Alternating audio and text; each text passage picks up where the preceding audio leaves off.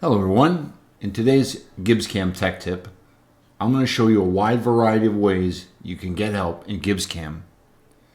From balloon help, to online documentation, to the new GibbsCAM Copilot, which uses AI trained on GibbsCAM to provide you with instant support without having to hunt through documentation. Let's talk about balloon help first. Okay, so balloon help, Control B turns it on.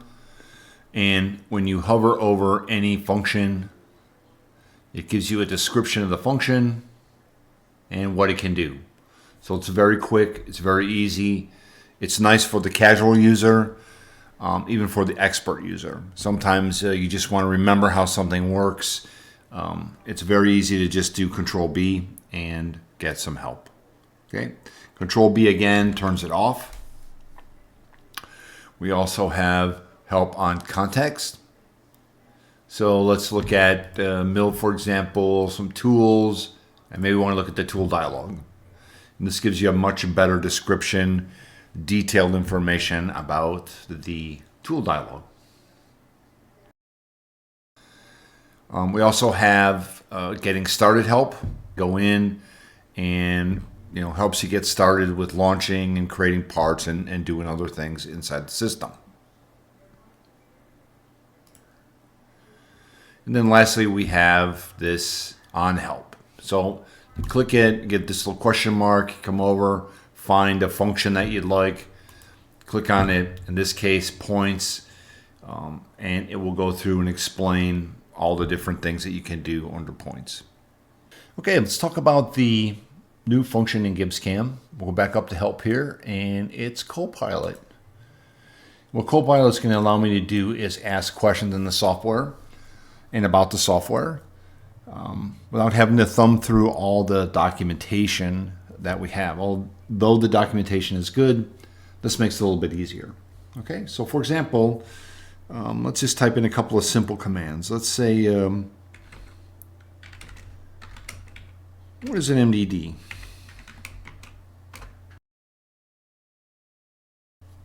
You can ask it things like,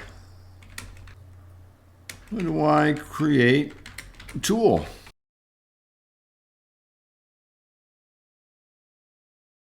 You can also try to find things like, let's say, what is the shortcut for Zoom?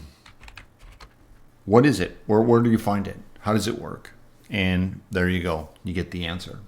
Okay. Now, as we get into the machining part of it, as you're going through doing all your machining, you might have a question about polar cylindrical, for example. So you can just say, what is polar cylindrical milling? What is it? Okay. You see it, you hear people talk about it all the time, but what is it? And this will give you an explanation of what it is and what it does. Okay?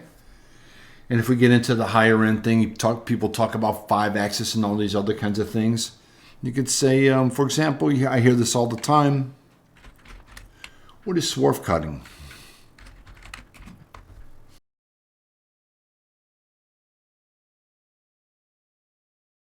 Okay.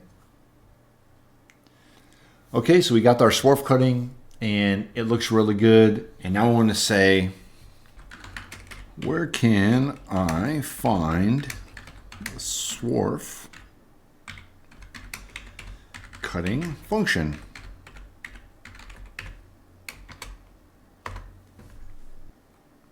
So the ability to navigate around pretty quick without having to again thumb through all that documentation is pretty nice. So just a few examples of how you can go off and search for things.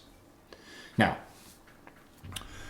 we want to get into some cutting, so let's talk about this. Let's just say something like this, something a bit longer and a bit more complex. So let's say, what is a good feed rate for a 1/4 inch carbide flat end mill with depth of cut.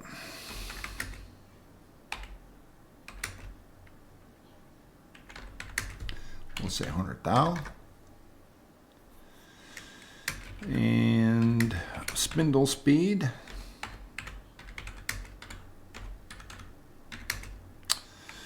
Of 2000, let's say RPM in tool steel. Okay, pretty long. We can ask it very specific, like this here, very specific questions with great detail. So it's a very, very nice, very clean tool.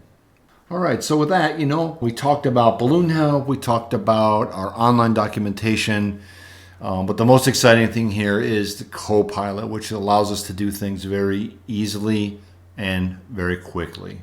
If you have any questions on this topic or anything about GibbsCAM, please contact your local reseller and have a great day.